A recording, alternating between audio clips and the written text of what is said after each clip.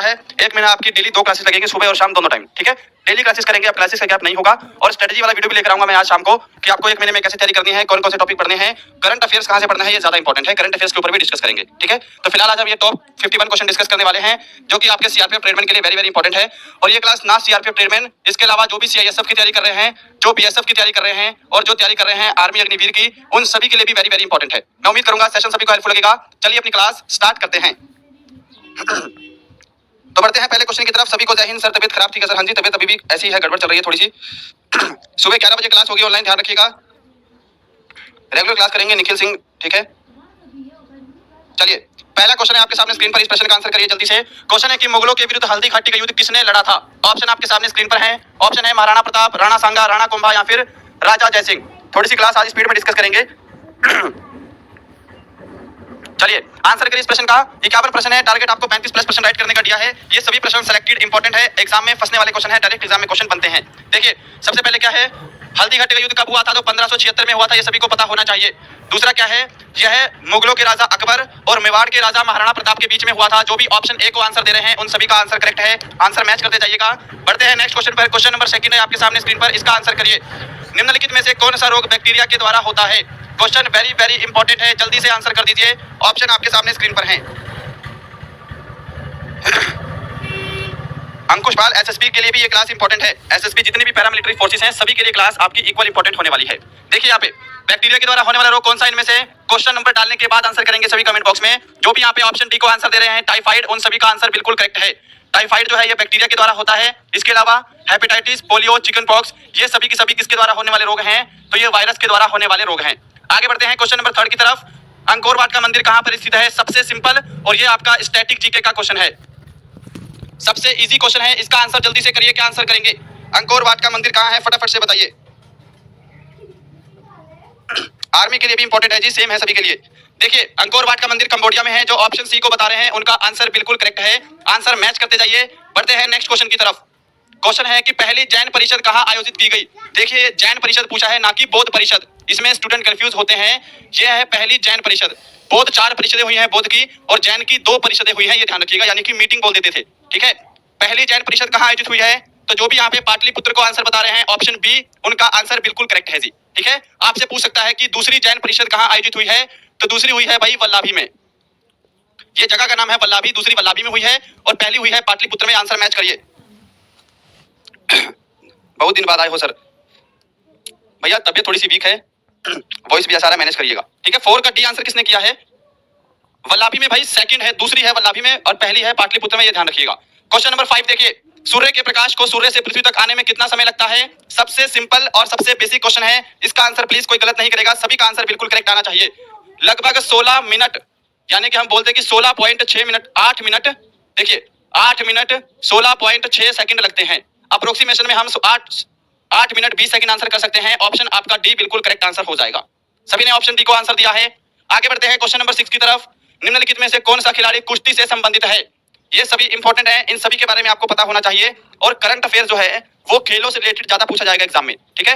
Last के जो आपके 10 दिन बचेंगे एग्जाम के, यानी कि 20 तारीख से आपके करंट अफेयर भी चालू कर देंगे। करंट अफेयर के important topic, important question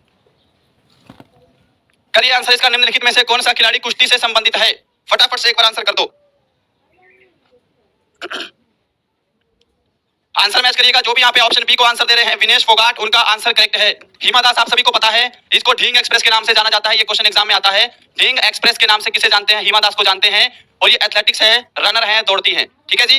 Neeraj Chopra आप सभी को पता है, ओलंपिक में इन्होंने गोल्ड मेडल लाके दिया था। ये भाला फेंक से रिलेटेड है, जेवलिन थ्रो, भाला फेंक। इसके अलावा पीवी सिंधु क्या है? बैडमिंटन खेलती है। इन सभी खिलाड़ियों के बारे में आपको पता होना चाहिए, इनके स्पोर्ट्स कौन कौन से हैं। आगे बढ़ते हैं। जम्मू और कश्मीर का संविधान कब लागू हुआ था? इसका आंसर करिए फटाफट से, इंपॉर्टेंट क्वेश्चन है आपके एग्जाम के लिए। सुमित शिवलांत, इतने दिन से क्लास क्यों नहीं हुआ भाई? तबियत थोड़ी सी गड़बड़ है अभी भी। चलिए आंसर करिए फटाफट से, फटाफट से इस प्रश्न का आंसर करिए। सर मेरा अग्निवीर क्लियर हो गया है आपकी कृपा से। भाई कांग्रेचुलेशन, आपका अग्निवीर क्लियर हो गया है। भोलू सिंह फिजिकल की तैयारी करिए। फिजिकल बस मेरे ख्याल से 15 तारीख से स्टार्ट है आपके। जम्मू और कश्मीर का संविधान कब लागू हुआ था? 26 जनवरी 1957। ऑप्शन ए जिन्होंने आंसर दिया है उनका करेक्ट आंसर है। और एक क्वेश्चन और बन सकता है कि जम्मू और कश्मीर से कौन सा है धारा 370, या यूं कहें कि आर्टिकल 370 कब समाप्त हुआ? इसका आंसर जल्दी से कमेंट बॉक्स में कमेंट कर दो फटाफट से। ये क्वेश्चन सभी को पता होना चाहिए।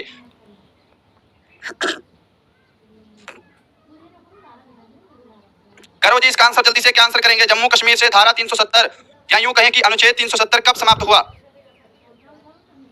ध्यान रखिएगा ये डेट इंपॉर्टेंट है। क्या है?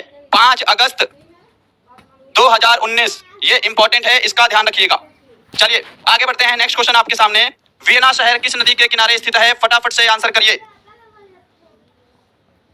आर्मी का एग्जाम निकल गया है सर, कॉन्ग्रेचुलेशंस।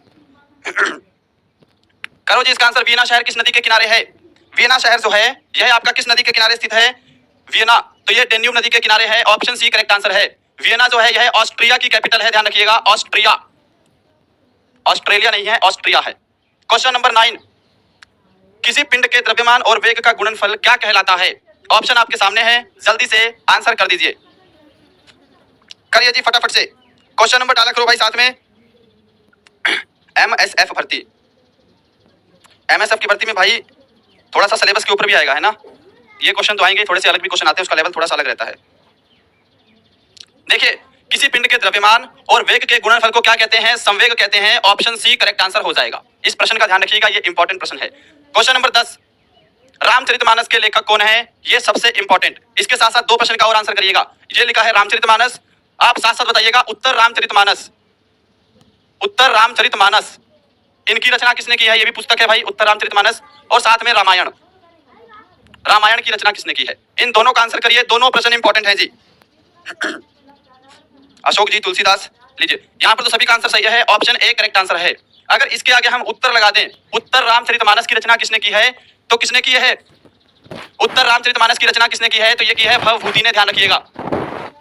ठीक है, रामायण की रचना वाल्मीकि ने की है। सिंपल सा, इसको लिखते नहीं है। आगे बढ़ते हैं नेक्स्ट क्वेश्चन पर। एम.एफ. हुसैन किस क्षेत्र में प्रसिद्ध हैं? अच्छा प्रश्न है, स्टैटिक जीके का है और इंपॉर्टेंट है। इसका आंसर जल्दी से कर दीजिए।